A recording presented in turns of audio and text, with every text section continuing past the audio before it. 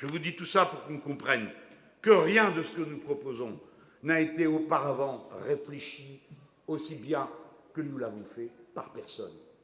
Nous avons eu le temps de travailler, nous avons mis à profit nos 5 années d'opposition pour nous avancer dans le travail, en repartant du programme que nous avions avant, pour arriver vers la nouvelle version du programme L'Avenir en commun, dans lequel toutes ces choses sont expliquées, mesurées, pesées.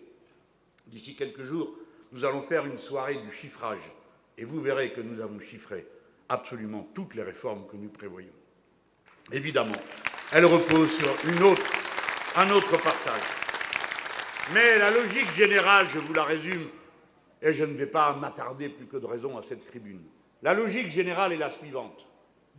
Bien vivre est bon pour l'économie. C'est-à-dire que si vous avez la bonne paye, par exemple le SMIC à 1 400 €, ce que vous allez faire, vous autres les gens qui n'avez pas l'habitude d'acheter des actions en bourse, c'est que vous allez acheter du manger de bonne qualité pour vos enfants.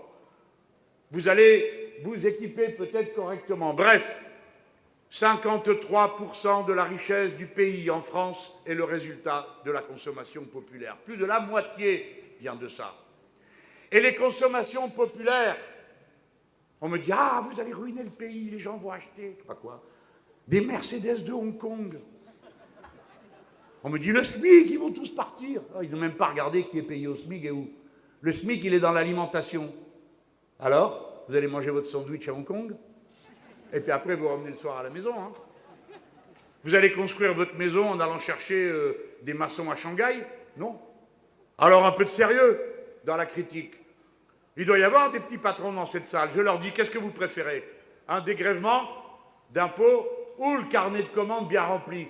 Je connais la réponse, le carnet de commandes. L'entrepreneur, qu'est-ce qui lui plaît? C'est de faire. Mais ceux qui dirigent le pays, comme c'est des financiers, qu'est-ce qu'ils font les financiers? Rien. Ils ont donc l'habitude de rien faire et d'en ramasser le plus possible. Et c'est leur métier. En ne faisant rien, d'en prendre le plus possible. Si en tapant sur des boutons, en spéculant sur des valeurs.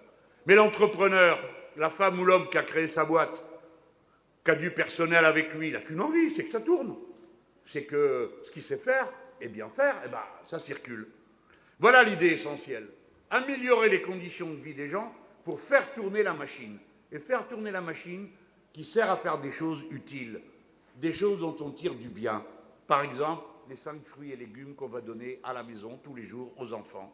Par exemple, le reste du bien manger. Par exemple, les habits. Par exemple, les fournitures, etc., etc. Bref, tout ce que vous savez mieux que moi. Voilà à quoi ça sert.